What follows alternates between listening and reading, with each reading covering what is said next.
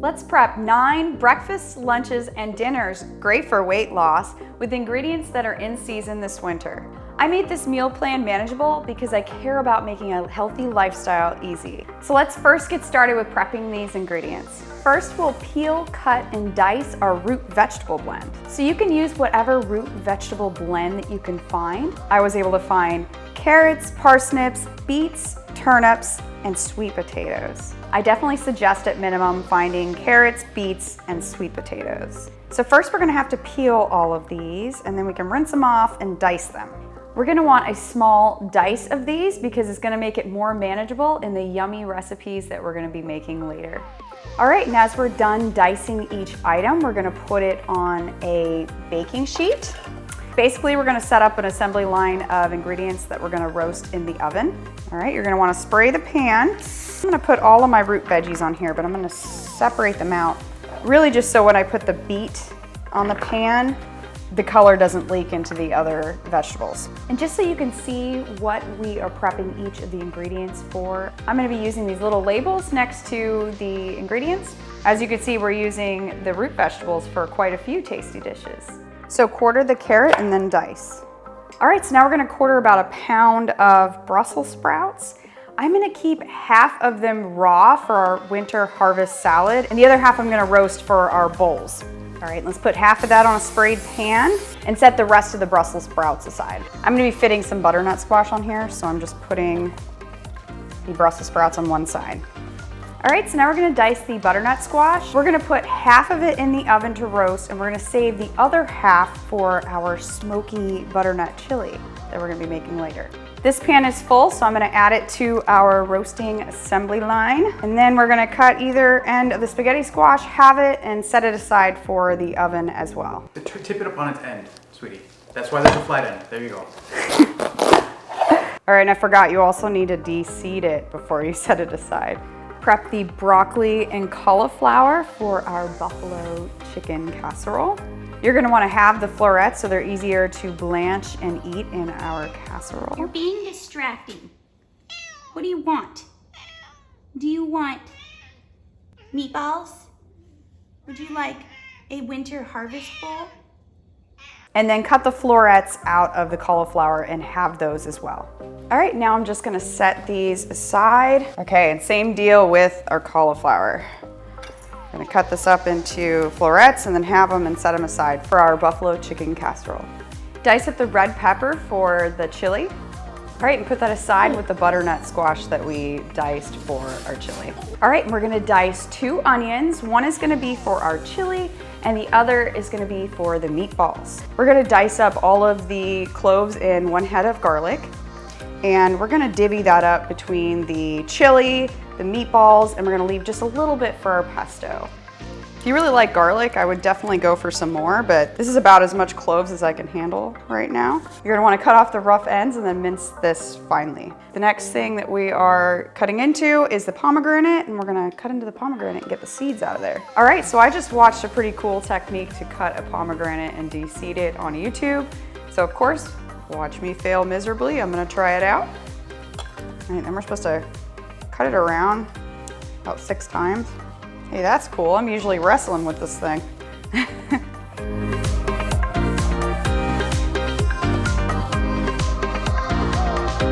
All right, and then we're gonna put most of that aside for our winter harvest salad that we're gonna put together later. And keep some of them left over to throw in your various bowls that we're gonna make as well. Pomegranate's gonna taste great with our roasted root veggies, the roasted Brussels sprout. It'll go pretty well with most of the ingredients that we're cooking today. Mince up an apple for the apple pie cookies. I chose Honeycrisp because it's commonly used in apple pie, but you can use whatever apple you want. And dice up another apple for the harvest salad. All right, and the last 2 ingredients you can prep if you choose to, or you can be a little lazy like I was this time. I've got spinach and kale here. Of course, you can chop your own spinach, and it doesn't necessarily need to be baby spinach. That's just what I happen to get. And what we're gonna use the spinach for are for our turkey meatballs, for salads, and you can also put them in your various bowls. The kale You can also get it at the store. It's a little more difficult to work with. You got to cut the stalks off, and then to make it pleasurable to eat raw, you need to kind of massage it a little bit, which is kind of a lot of work. So I cheated here as well. And I got baby kale because I think it's a lot better to eat raw than the larger pieces of kale. We're gonna use this in our salad and our chickpea wrap, and you can use them in your bowls. All right, and one last thing before we get to roasting. We're actually gonna roast some chickpeas in the oven as well, but my pan is currently occupied, so I'm gonna prep it in this bag here and then put it aside to join the roasting assembly line. All right, I'm just gonna add a can of reduced sodium drained chickpeas to the bag. Now, since they're reduced sodium, I don't wanna add all the salt back in there, but I'm just gonna put a little bit of salt in there, about a quarter teaspoon to a half teaspoon. All right, and we're gonna add some pepper, maybe about a half a teaspoon. And I'm not flavoring these with any other seasoning because I'm making them more versatile to put into different dishes. And we're gonna be making some hummus and pesto, and even some curry hummus, if you like curry. We've got 2 baking sheets ready to go. In a real world scenario, you guys are probably gonna be working this in a non-linear fashion. We would have popped the first couple baking sheets that we filled up in the oven, but I've put this whole process in a linear format just so it's easier for you to follow. All right, now that our oven is preheated, I'm gonna go ahead and put these first couple baking sheets in there. Looks like I'm gonna have to layer them a bit. So we'll probably have to move the pans around at about a halfway point. All right, and then everything we throw in here, we're gonna cook until tender. Except for those chickpeas, we'll wanna cook until they're golden brown and a little crispy. All right, now we're gonna poach our chicken for our buffalo chicken casserole as well as our various bowls.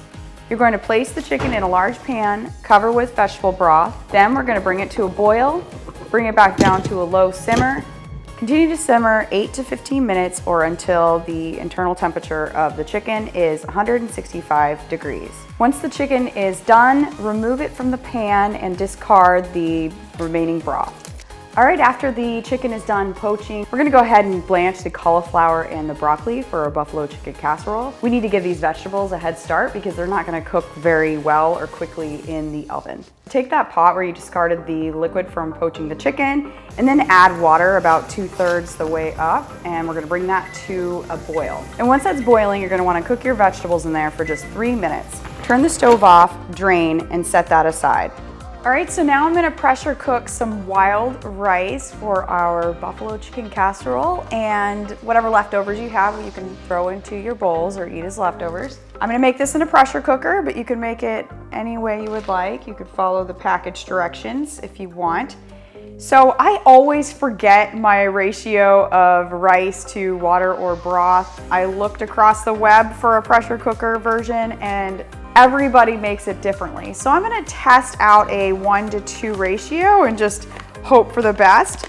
All right, now that our wild rice is done, you're gonna wanna fluff that with a fork and set it aside.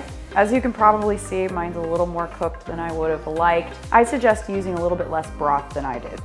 Now to make our spinach turkey meatballs, you're gonna wanna grab a large bowl and whisk 2 eggs. Ooh, it's rolling away. Egg roll. Add 2 pounds of about 93% lean ground turkey. Add the onion and garlic that you prepared earlier. Add 4 large handfuls of spinach. Add a tablespoon of parsley and a teaspoon of both salt and pepper. And before we get our hands in here and form these into meatballs, you're gonna want a muffin tin with 12 molds. I'm going to spray this with a little bit of olive oil and then add a cupcake liner in each of them. We just want to be sure that it doesn't fall apart with the veggies we're going to add in there as well. All right, put those aside and bring back over your meatball mixture. And now we're going to get our hands in there and we're going to form 1-inch turkey meatballs. We're going to put 1 in each muffin tin. We're going to set 18 aside so you can later make the meatballs in creamy pesto sauce over the spaghetti squash. With the remaining balls, you can go ahead and throw that on a cookie sheet and add that to the oven. You got some meatballs that you can throw into your mix and match bowls. Next, we're gonna prep our cream sauce that we're gonna use for both the buffalo chicken casserole and for our creamy pesto sauce with the meatballs. All right, so you're gonna add 3 cups of plain non-fat Greek yogurt to a container. You're gonna wanna add cornstarch and 3 cups of milk. Mix this and set aside. If you don't want to use dairy in this recipe, you can replace the Greek yogurt with a Greek style almond yogurt, and you can replace the low-fat milk with an original unsweet soy milk. All right, setting those aside, now we're going to make a hummus, and we're going to use this hummus for our various bowls, as well as this really delicious curried hummus chickpea wrap. You mix it up by putting a little curry powder or the pesto we're gonna be making. In a food processor, you're gonna wanna combine 1/4 cup of both tahini and lemon juice and process for about 1 to 2 minutes. Pause it and scrape down the sides of the bowl whenever needed. Whipping these ingredients alone initially makes it super smooth and creamy. Then add 1 garlic clove, 1/2 teaspoon of cumin, and 1/2 teaspoon of salt to the whipped tahini and lemon juice. Process for about a minute. Add a 15-ounce can of low-sodium chickpeas, adding 2 tablespoons of the bean juice in the bowl as well. Process until smooth. It may take several minutes, and you can add 1 to 2 tablespoons of water until you reach your desired consistency. Let's make the pesto. All right, so add the minced garlic that you prepped earlier to a bowl or the container you're going to be storing the pesto in. Add 5 tablespoons of olive oil. Add 2 tablespoons basil puree, 2 tablespoons lemon juice, 2 tablespoons tahini, and salt and pepper to taste. And mix. For the meatball egg muffins, we're going to crack and whisk 10 eggs with about 1/4 cup milk and a little salt and pepper. Pour the egg mixture about halfway up each muffin cup. Top with a few of the roasted root veggies. Pour the remaining egg mixture almost to the top of the muffin molds. Place in the oven at 350 degrees and cook until the meatball is at least 160 degrees and the egg has set. All right, no worries if your egg spills over a little bit. You can go ahead and cut around the edges, and these are done.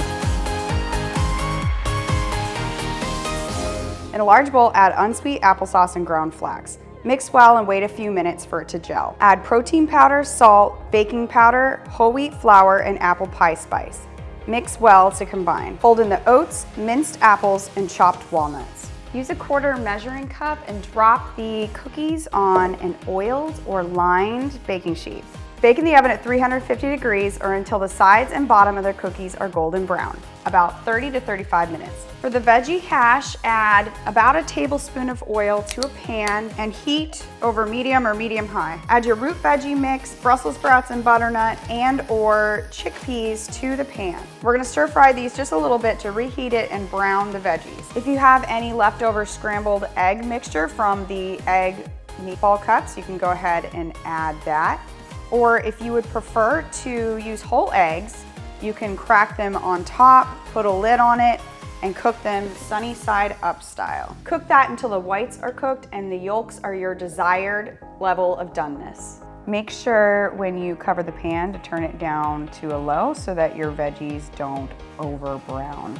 Let's prep the winter harvest salad by first making the vinaigrette. Add the balsamic vinegar, honey, mustard, olive oil, 1/2 of the juice of a lemon, and salt and pepper to taste. Whisk or shake to combine. In a large container, add the pomegranate, Brussels sprouts, and apple we prepped before, 1/2 cup of walnuts, and a couple mandarin or clementine slices. Pour in the dressing and mix. Store this in the refrigerator.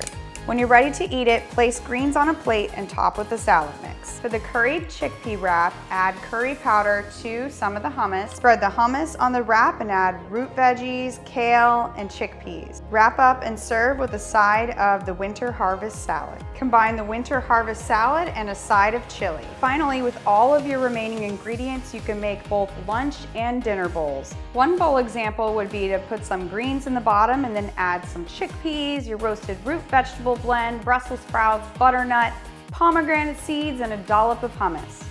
You can also flavor your hummus with pesto or more curry powder. You could add wild rice, chicken, turkey meatballs. With the bowls, this is where you can get creative and use up the rest of your prepped ingredients. To prep the plant-based smoky butternut chili, we're first gonna heat some oil in our pan. I'm actually gonna use the pressure cooker.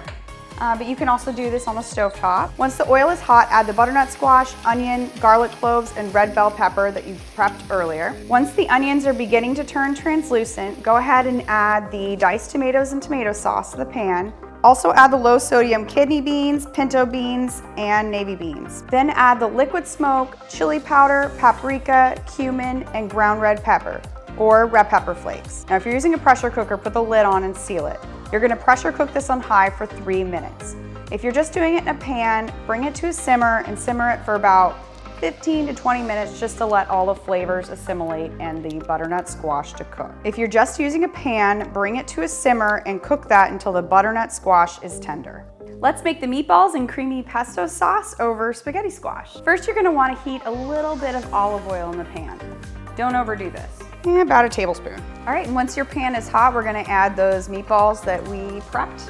All right, now that those are browning a little bit on the bottom, I'm gonna go ahead and rotate it and brown one of the other sides just a little bit. All right, and once you've let those brown a little, I'm actually going to remove it from the heat and turn this down to low because we are going to return it to the stovetop. Take the cream sauce that we prepped. We're gonna add a little pesto in there, but make sure you reserve 2 cups of this for the buffalo chicken casserole later. Pesto sauce has olive oil and pine nuts in it, which are healthy fat sources. However, they are energy dense. So I would try to avoid doing more than a tablespoon per serving. All right, now that the pan is cooled just a little bit, we're gonna go ahead and add the sauce in there. Now, the reason that we brought the temperature down is that we have yogurt here and it can curdle if the pan is too hot. So I'm gonna pour it in the pan and then I'm gonna put it back on the heat source and bring it to a very low simmer. We're gonna cook this low and slow until the meatballs are finished. Make sure you stir this very frequently. All right, now we're gonna assemble our buffalo chicken casserole. This is something you can start to assemble in advance and then make the night of, or you can go ahead and make it on meal prep day and eat those leftovers throughout the week. All right, so you're gonna wanna add 3 cups of the cream sauce mixture to a bowl. Add 2 ranch seasoning packets or 4 tablespoons of loose ranch seasoning. Now that you've mixed the pound of shredded chicken, the 2 cups of rice, the veggies, and our delicious ranch cream sauce, mix it all together, we're going to add it to a 3-quart casserole dish. And I actually forgot to preheat my oven, so I'm gonna do that right now. Preheat your oven to 350 degrees.